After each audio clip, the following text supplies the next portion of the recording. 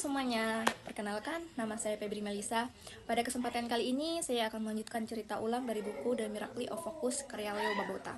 Sebelum masuk ke bagian ini, pada pembahasan sebelumnya itu dijelaskan bahwa fokus merupakan salah satu kemampuan penting yang sangat berpengaruh terhadap produktivitas seseorang. Penulis menjelaskan bahwa banyak orang sebenarnya memiliki potensi, tetapi sering terganggu oleh hal-hal kecil seperti kebiasaan menunda pekerjaan, kurang disiplin, serta terlalu sering terdistraksi oleh lingkungan sekitar. Oleh karena itu, fokus perlu dilatih secara bertahap melalui kebiasaan yang sederhana, namun dilakukan secara konsisten. Di bab 4 ini, penulis benar-benar menekankan bahwa untuk mencapai sesuatu yang besar, itu sebenarnya tidak harus dimulai dari hal yang ribet. Kadang kita tuh terlalu sibuk mikirin rencana tuh yang harus yang sempurna, pengen semuanya terstruktur rapi, tapi ujung-ujungnya malah gak kita jalani gitu kan. Dari penjelasan penulis, justru hal sederhana yang dilakukan secara terus-menerus itu jauh lebih penting. Misalnya, daripada kita bikin target besar tapi jarang dikerjakan, lebih baik punya kebiasaan kecil tapi rutin. Dari situ, lama-lama hasilnya akan kelihatan juga. Lalu penulis juga membahas kebiasaan yang sering kita lakukan sehari-hari, yaitu multitasking. Banyak orang merasa kalau bisa ngerjain banyak hal sekaligus itu tandanya produktif. Pada kenyataannya, saat kita melakukan beberapa hal dalam waktu yang sama, perhatian kita jadi terbagi. Akibatnya, kita tidak benar-benar fokus ke satu hal, dan hasilnya pun jadi kurang maksimal. Bahkan kadang malah lebih lama selesai. Dari situ penulis menyarankan untuk mulai membiasakan diri mengerjakan satu tugas saja dulu. Benar-benar diselesaikan, baru pindah ke tugas berikutnya. Selanjutnya penulis menjelaskan kenapa kita sering merasa malas atau menunda pekerjaan. Salah satu alasannya karena tugas tersebut terlihat terlalu besar atau berat. Ketika kita melihat sesuatu yang besar, biasanya langsung muncul rasa takut atau malas untuk memulai kan. Nah, solusi yang ditawarkan penulis itu cukup sederhana, yaitu memecahkan pekerjaan tersebut menjadi bagian kecil. Jadi kita tidak perlu nggak perlu langsung memikirkan semuanya, cukup fokus ke satu bagian kecil dulu. Misalnya mulai dari bagian paling mudah. Dari situ biasanya kita jadi lebih semangat untuk lanjut ke bagian berikutnya kan. Kemudian penulis juga membahas tentang pentingnya fokus saat membaca dan meneliti. Selama ini mungkin kita sering membaca, tapi sebenarnya tuh kita tidak benar-benar fokus. Mata kita tuh membaca, tapi pikiran kita tuh kemana-mana gitu. Akibatnya apa yang kita baca jadi cepat lupa. Penulis menekankan bahwa membaca itu harus disertai perhatian penuh. Kalau kita benar-benar fokus, kita bisa lebih memahami isi bacaan dan bahkan bisa mengingatnya lebih lama.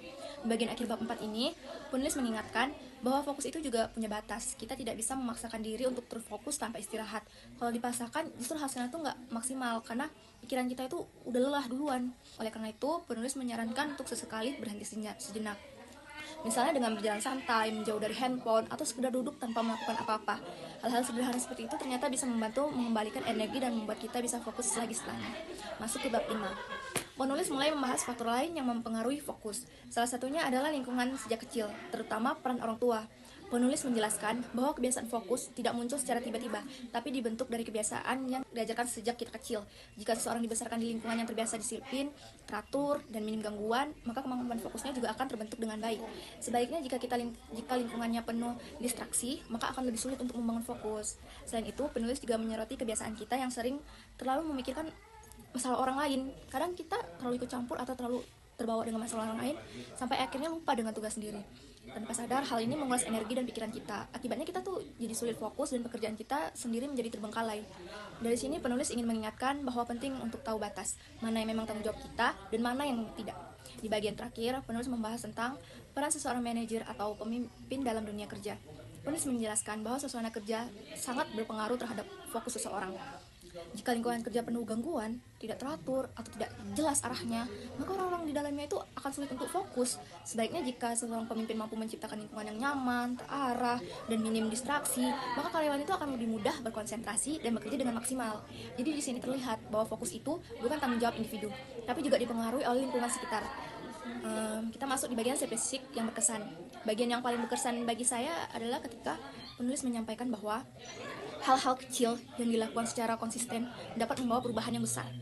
Menurut saya, kutipan ini sangat sederhana tetapi memiliki makna yang dalam.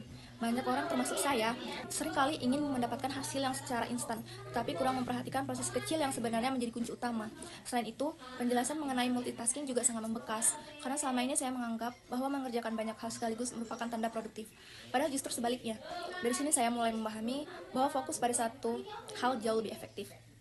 Nah, pesan dan pembelajaran atau refleksi bagi diri saya itu dari bab 4 dan bab 5 ini saya mendapatkan pemahaman baru bahwa fokus bukan hanya soal kemampuan, tapi juga soal kebiasaan dan lingkungan.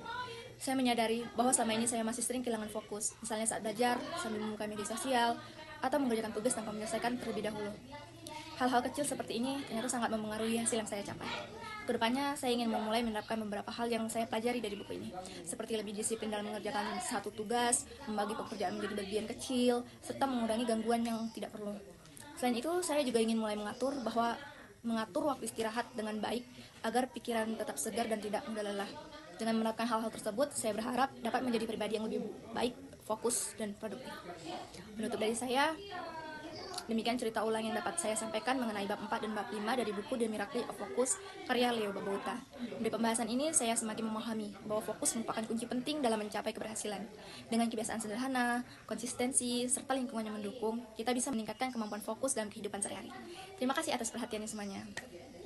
Assalamualaikum warahmatullahi wabarakatuh.